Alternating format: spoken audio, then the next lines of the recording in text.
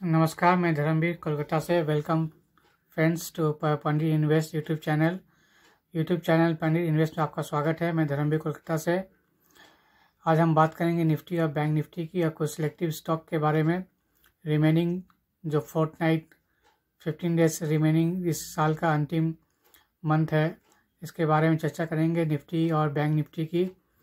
उससे पहले दोस्तों हम जान लें कि आगे वाले इवेंट क्या है। आने वाले इवेंट में इस सप्ताह में एफओएमसी यानी फेड का एक बैठक है, जिसमें फेड ब्याज दरें अमेरिका में बढ़ा सकती है और जिसे हम टेम्परिंग कहते हैं। इसके कारण हो सकता है कि हमें सेल ऑफ देखने को मिल सकता है। साथ ही इस वीक में यूरोपियन बैंक का मीटिंग है, वहाँ भी एक हमें ऑब्जर्व करना पड़ेगा वहाँ का क्या डिसीज़न होता है, वहाँ का क्या इंटरेस्ट रेट बढ़ता है कि घटता है। और जैसे आई तो रहेगा ओमिक्रॉन वेरिएंट का, जो corona virus new latest variant है, इसके ऊपर नज़र रहेगी। अगर ये बढ़ता है तो फिर ग्लोबली मार्केट में सेंटीमेंट डाउन हो जाएगा और फिर हम नीचे की तरफ जा सकते हैं। लेकिन फ़िलहाल जब तक ये नहीं बढ़ता है तब तक हम ऊपर की तरफ है। और अभी वर्ल्ड मार्केट नीचे से ओवरसोल्ड से अभी बाउंस किया है। डाउ जोन्स भी रिकवरी हुआ है, हमारा मार्केट भी रिकवरी किया अच्छा से। तो ग्लोबल इवेंट के ऊपर हमारा नज़र रहेगा। ग्लोबल अगर फैक्टर अगर डिस्काउंटेड अगर मार्केट फॉल होता है पूरा ग्लोबल, तो हमारा भी मार्केट सेल ऑफ हो जाएगा। तो आने वाले दिनों में अगर हम टेक्निकल एनालिसिस करें निफ्टी और बैंक निफ्टी का, तो हम देख सकते हैं कि डे चार्ट अभी अप ट्रेंड में है, वीकली चार्ट अभी न्यूट्रल में है और मंथली चार्ट अभी डाउन ट्रेंड में है। जब तक मंथली चार्ट 17,800 के ऊपर निफ्टी का क्लोजिंग नहीं होता है तब तक ये डाउन ट्रेंड में रहेगा। और ऐसा ही ये भी नेगेटिव डाइवर्जन में दिखाई दे रहा है हमें मंथली चार्ट में। आप ये चार्ट दे सकते हैं। वीकली चार्ट अभी न्यूट्रल है, ना नहीं ऊपर है ना नीचे, फिर भी RSI थोड़ा अभी नेगेटिव डाइवर्जन में दिया हुआ है। तो हम ऑलरेडी बायस डाउन साइड हम कर सकते हैं। जब तक 17,600 के ऊपर क्लोजिंग अगर निफ्टी नहीं देती तब तक हम नीचे की तरफ ही रहेंगे। लेकिन डे ट्रेंड अप ट्रेंड में हो चुका है। जब 17,350 के ऊपर क्लोजिंग हमें मिल चुका है और 17,600 का ऊपर जाने का उम्मीद करते हैं। अगर 17,600 नहीं जा पाता है तो फिर 17,350 ये निफ्टी फिर तोड़ देगा और फिर हम 16,780 का फिर तोड़ने को चैलेंज हो सकता है।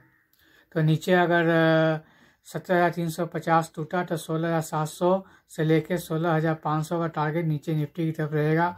ऊपर का दायरा अगर निफ्टी में 17,600 के ऊपर क्लोजिंग अगर 2 नाइट क्लोजिंग अगर मिलता है तो हम 17,800 से लेकर 18,000 के ऊपर का हम दायरा निफ्टी में देख सकते हैं। जैसे कि मैंने प्रीवियस वीडियो में बताया था, अगर निफ्टी 17,450 के ऊपर क्लोजिंग देता है तो फिर 19,000 टारगेट आप मान के चलिए। तो उम्मीद करता हूँ अगर 18,000 का क्लोजिंग अगर मिलता है तो 19,000 का आंकड़ा भी छू सकता है निफ्टी जल्द। तो हो सकता है सेंटा क्लॉज रैली हो या प्री बजट रैली, आप इसके मान सकते हैं। लेकिन हमें ग्लोबल और Omicron variant plus Fed rate और इन्फ्लेशन जो ऑलमोस्ट हाई, इसके ऊपर नज़र रखनी पड़ेगी। और तीसरा कारण US डॉलर जो मजबूत हो रहा है, रुपया अपना कमज़ोर हो रहा है, इसके ऊपर भी नज़र आपको रखना पड़ेगा। अगर रुपया हमारा कमज़ोर हुआ तो फिर हमारा भी निफ्टी और सेंसेक्स बैंक निफ्टी तीनों में गिरावट देखने को मिलेगी। अगर USD अगर कमज़ोर हुआ, अगर रुपया मजबूत हुआ तो हमारा मार्केट ऊपर की तरफ जाएगा। तो ये एक सिग्नल है, आप इसको एक ट्रेंड की तरफ मान सकते हैं कि बेयरिश और बुलिश। अगर USD डॉलर अगर मजबूत हुआ तो हमारा मार्केट नीचे की तरफ जाएगा। अगर रुपया हमारा मजबूत हुआ तो हमारा मार्केट भी ऊपर की तरफ जाएगा। तो एक बेसिक ट्रेंड है, आप इसको नज़र करके आप अपना ट्रेड कर सकते हैं। ऊपर का दायरा मैं बता चुका हूँ, 18,000 के ऊपर क्लोजिंग देता है तो 19,000 की तरफ निफ्टी जाएगी। अगर 17,350 के नीचे क्लोजिंग देती है तो फिर नीचे की तरफ 16,500 की तरफ नीचे मिनिमम टारगेट निफ्टी का रहेगा।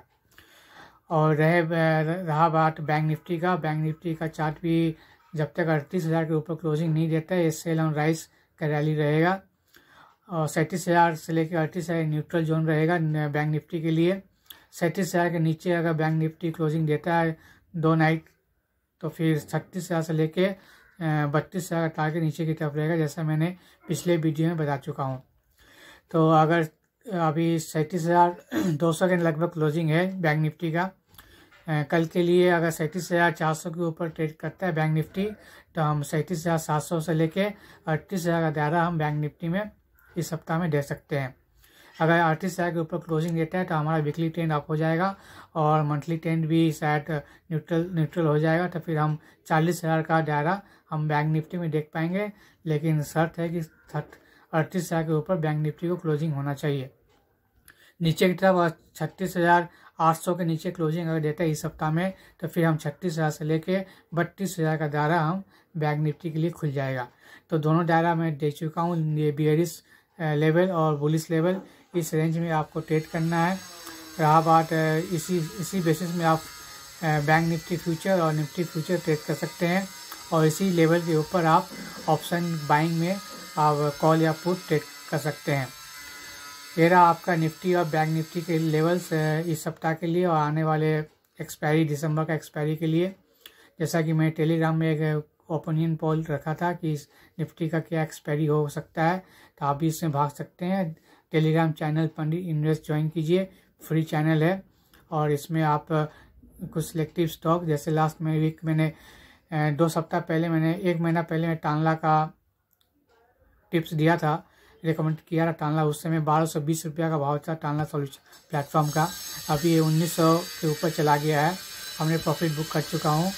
और दूसरा मैंने आपको नज़ारा टेक्नोलॉजी का शेयर बाई करने के लिए कहा है, इस पर आप नज़र बनाए रख सकते हैं।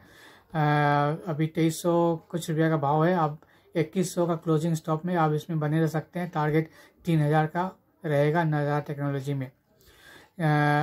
ICICI बैंक और SBI बैंक, जब तक बैंक निफ्टी 38,000 के ऊपर न क्लोज हो, इसमें आप पोजीशन आप इंटरडे ही कीजिए।